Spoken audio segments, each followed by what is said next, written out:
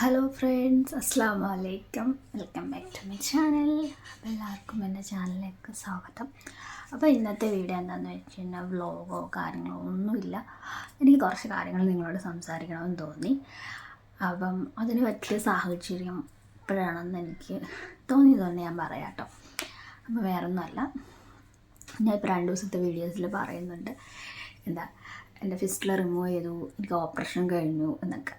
അപ്പോൾ എന്തിന് എനിക്ക് ഫിസ്റ്റുല ഇട്ടു, എന്തിൻ്റെ ഓപ്പറേഷനാണ് എനിക്ക് കഴിഞ്ഞത് എന്നൊക്കെ നിങ്ങളോടൊന്ന് പറയാമെന്ന് വിചാരിച്ചു. എനിക്ക് എന്തായിരുന്നു അസുഖം, ഇപ്പോഴും ട്രീറ്റ്മെൻറ്റ് എടുക്കുന്നുണ്ടോ, ട്രീറ്റ്മെൻറ്റ് കഴിഞ്ഞോ, സുഖപ്പെട്ടോ എന്നൊക്കെ പറയാമെന്ന് വിചാരിച്ചു. അപ്പോൾ ഞാൻ ഫസ്റ്റ് പറയട്ടെ, എനിക്ക് കിഡ്നി ഫെയിലിയർ ആയിരുന്നു. അതായിരുന്നു എൻ്റെ അസുഖം. അതിൻ്റെ ഭാഗമായിട്ട് ഡയാലിസിസ് ചെയ്യാൻ വേണ്ടി കയ്യിലിടുന്നൊരു സാധനമാണ് ഈ ഫിസ്റ്റുല എന്ന് പറയുന്നത്. അതാണ് ഈ ഇടയ്ക്ക് റിമൂവ് ചെയ്തത്. അപ്പോൾ അതെന്തുകൊണ്ട് റിമൂവ് ചെയ്തതെന്ന് ഞാൻ വഴിയെ പറഞ്ഞുതരാം കേട്ടോ. അപ്പോൾ ഫസ്റ്റിൽ എങ്ങനെയാണ് എനിക്ക് കിഡ്നി ഫെയിലിയർ ആയത്, എങ്ങനെയാണ് അത് തിരിച്ചറിഞ്ഞതെന്ന് ഞാൻ പറയാം. അപ്പോൾ അത് ചിലർക്ക് ചിലപ്പം നല്ലതായിരിക്കാം. അപ്പം ഞാൻ കുറച്ച് വണ്ണമൊക്കെ ഉള്ളൊരു കുട്ടിയായിരുന്നു. പെട്ടെന്ന് വണ്ണം ക്ഷീണിച്ച് പെട്ടെന്ന് ഉറക്കമില്ലായ്മ വന്നു. പിന്നെ എന്താ പറയുക, ഫുഡ് കഴിക്കാതെ വന്നു. എല്ലാ പിള്ളേരെയും പോലെയും ഒരേ പ്രായത്തിനും ഒരേ എനർജീസ് ഉണ്ടല്ലോ നമുക്ക്. ആ എനർജീസ് ഒന്നും ഇല്ലാതെ വന്നു. ഉന്മേഷക്കുറവൊക്കെ കുറഞ്ഞു വന്നു. അങ്ങനെയാണ് ഒന്ന് ഫുൾ ചെക്കപ്പ് നടത്തിയപ്പം കിഡ്നി ഫെയിലിയറാണ്. ക്രിയാറ്റിൻ ലെവൽ 2.1 ഒക്കെ കാണിച്ചു. അപ്പോൾ വെള്ളം കൂടി കുറഞ്ഞാലും ഇതൊക്കെ വരുമെന്ന് കേട്ടിട്ടുണ്ട്. എനിക്ക് വെള്ളം കൂടി കുറവായിരുന്നു. പിന്നെ യൂറിൻ ഇൻഫെക്ഷൻസ് ഒക്കെ വരും, അതൊക്കെ എനിക്കുണ്ടായിരുന്നു. പക്ഷേ ഇതിൻ്റെ സഹജമായ സിംറ്റംസ്, നീര്, ശ്വാസം മുട്ട്, അതൊന്നും എനിക്കില്ലായിരുന്നു. അപ്പോൾ അതുകൊണ്ടാണ് പിന്നെ ട്രീറ്റ്മെൻറ്റ് സ്റ്റാർട്ട് ചെയ്തു. എനിക്ക് 13ാമത്തെ വയസ്സിൽ ട്രീറ്റ്മെൻറ്റ് സ്റ്റാർട്ട് ചെയ്താൽ കേട്ടോ. 13ാമത്തെ വയസ്സ് തൊട്ട് ട്രീറ്റ്മെൻറ്റ് സ്റ്റാർട്ട് ചെയ്ത് എനിക്കിപ്പോൾ 24 വയസ്സുണ്ട്. അതുവരെ ട്രീറ്റ്മെൻറ്റ് സ്റ്റാർട്ട് ചെയ്ത് പോകുന്നുണ്ട്. ആദ്യം മെഡിസിനിൽ നോക്കി പറ്റിയില്ല. പിന്നെ അവർ നെക്സ്റ്റ് ഓപ്ഷൻ ട്രാൻസ്പ്ലാന്റ് ആയിരുന്നു, അതിലവർ നോക്കി. അപ്പോൾ ഞാൻ ട്രീറ്റ്മെൻറ്റ് ചെയ്യുന്നത് ആലപ്പുഴ മെഡിക്കൽ കോളേജിലാണ്, വണ്ടാനം. എനിക്കിതുവരെയായിട്ട് നല്ല ഒപ്പീനിയനാണ് അവരെക്കുറിച്ച്. മറ്റുള്ളവർക്ക് എങ്ങനെയാണെന്നൊന്നും എനിക്കറിയില്ല. എൻ്റെ ട്രീറ്റ്മെൻറ്റ് എനിക്കത് 100% സാറ്റിസ്ഫൈഡ് ആണ്. എന്ന് വെച്ചാൽ എനിക്ക് എന്തുകൊണ്ടും അവിടുത്തെ ഡോക്ടേഴ്സ് ആയാലും മാഡം ആയാലും ഒക്കെ എനിക്ക് നല്ല ഹാപ്പിയാണ്. അവിടെ ഒരു കുഞ്ഞിനെ പോലെയാണ് അവരെന്നെ നോക്കുന്നത്. ഹാപ്പിയാണ്. അപ്പം എനിക്ക് 2018 ജാനുവരി 11 എനിക്ക് ട്രാൻസ്പ്ലാന്റ് കഴിയുന്നതെങ്കിലും അതിന് മുന്നോടിയായി കുറേ ട്രീറ്റ്മെൻറ്റ് ചെയ്തിരുന്നു. എന്താ വെച്ച് കഴിഞ്ഞാൽ എന്താ പറയുക, ഒരു വർഷം നമ്മൾ ഹെൽത്തും മെൻ്റലി ഓക്കെ ആണോ എന്ന് അവരെ നോക്കി സൈക്കാട്രിസ്റ്റ് വരെ അവർ കൊണ്ടുപോയിരുന്നു. അപ്പം അതൊക്കെ ഓക്കെ ആക്കി. എനിക്ക് ഏപ്രിലാണ് ഫിസ്റ്റുല ഇടുന്നത്, 2017. അപ്പോൾ തൊട്ട് ആഗസ്റ്റിൽ എനിക്ക് ഡയാലിസിസ് സ്റ്റാർട്ട് ചെയ്തു. ജാനുവരി വരെ ഡയാലിസിസ് ചെയ്തുള്ളൂ. പിന്നെ ട്രാൻസ്പ്ലാന്റ് കഴിഞ്ഞു. എൻ്റെ ഡോണർ, അതായത് എനിക്ക് കിഡ്നി തന്നത് എൻ്റെ ഉമ്മ തന്നെയാണ് കേട്ടോ. എൻ്റെ മദറാണ് തന്നത്. അപ്പം മദറിൻ്റെ കിഡ്നിയിലൂടെയാണ് ഞാൻ ജീവിച്ചിരിക്കുന്നത്. അപ്പം ഞാൻ നിങ്ങളോട് പറയാൻ കാരണം, നമുക്ക് ശരീരത്തിൽ എന്തെങ്കിലും അസ്വസ്ഥതകളുണ്ടെങ്കിൽ അതുടനെ ഡോക്ടറിനെ കാണിച്ച് അത് ട്രീറ്റ്മെൻറ്റ് ചെയ്യാൻ നോക്കുക. നീര് വരിക, ഉറക്കമില്ലായ്മ, ശ്വാസം മുട്ട, അങ്ങനെ എന്തെങ്കിലുമൊക്കെ വരുവാണെങ്കിൽ നമ്മൾ കാണിക്കുക. ഈ സമയം ഭയങ്കര ചൂടാണ്, അപ്പോൾ കുറേ വെള്ളം കുടിക്കുക. എപ്പോഴും ഹെൽത്ത് ഓക്കെ ആക്കി വെക്കാൻ ശ്രമിക്കുക. കാരണം ഓരോ അസുഖം വന്നു കഴിഞ്ഞാൽ നമുക്കത് മാറാൻ കുറേ ടൈം എടുക്കുമെന്ന് ഞാൻ എന്നിലൂടെ പഠിച്ചൊരു കാര്യമാണ്. എന്നുവെച്ചാൽ ട്രാൻസ്പ്ലാന്റ് കഴിഞ്ഞിട്ടും ഞാൻ ഓക്കെ ആയില്ല. അത് കഴിഞ്ഞ് അതിൻ്റെ മുന്നോടിയായ കുറേ പ്രശ്നങ്ങൾ എൻ്റെ ലൈഫിൽ ഇപ്പോഴും വരുന്നുണ്ട്. അത് കഴിഞ്ഞ് എനിക്ക് അതിൻ്റെ ഇൻഫെക്ഷൻ ബാധിച്ചു. എനിക്ക് ഹാർട്ടിൻ്റെ വാൽവിനാണ് ഇൻഫെക്ഷൻ ബാധിച്ചത്.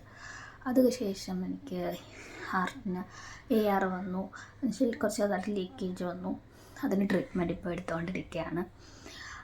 അത് കഴിഞ്ഞിട്ട് എല്ലാം ഓക്കെ ഇങ്ങനെ വന്നു എന്ന് ഞാൻ വിശ്വസിക്കുമ്പം എന്താ പറയുക, ഫിസ്റ്റുല നീര് വെച്ച് ബൾജായി.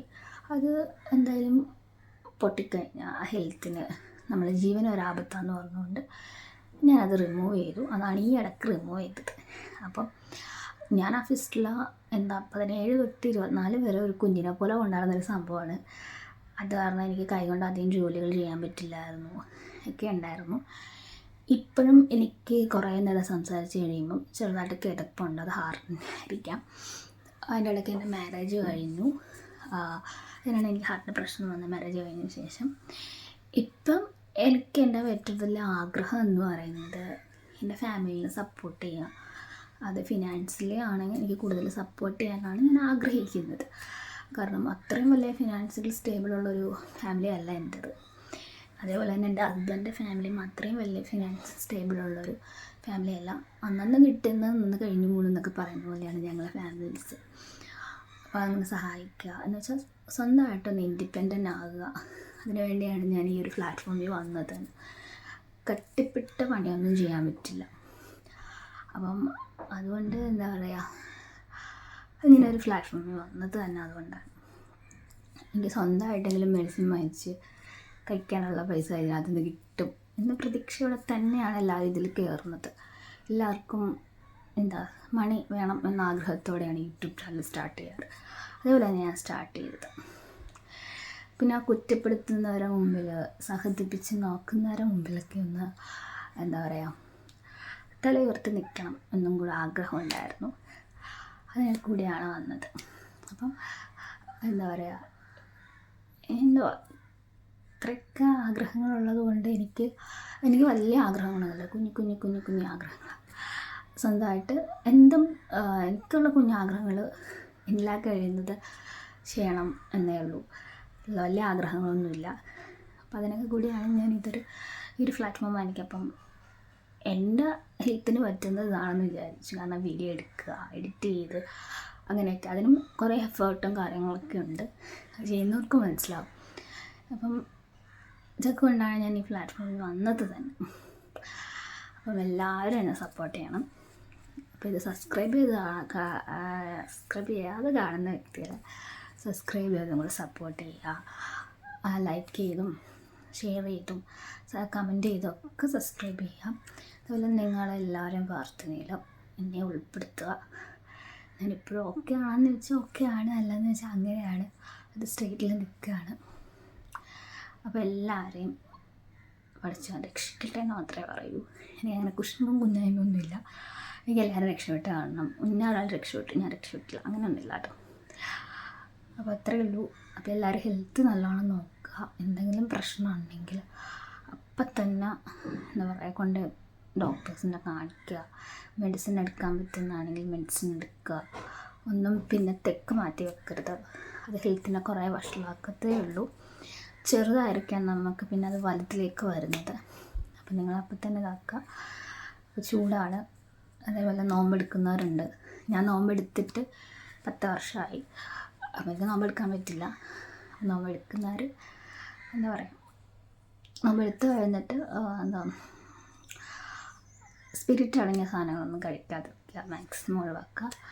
മാക്സിമം ഒരു ദിവസം 2-3 ലിറ്റർ വെള്ളം കുടിക്കാൻ ശ്രമിക്കുക. നമ്മളെ ഹെൽത്തിനെ ആരോഗ്യമായിട്ട് വെക്കുക. ഇത്രയേ ഉള്ളൂ. നിങ്ങൾക്ക് ഈ വീഡിയോ ഇഷ്ടപ്പെട്ട് തന്നെ സബ്സ്ക്രൈബ് ചെയ്യാനും സപ്പോർട്ട് ചെയ്യാനും ലൈക്ക് ചെയ്യാനും ഷെയർ ചെയ്യാനും ഉണ്ടാകുക. നിങ്ങളെ ഇതുപോലെ എന്നെയും കൂടെ ഒന്ന് ഉൾപ്പെടുത്തുക.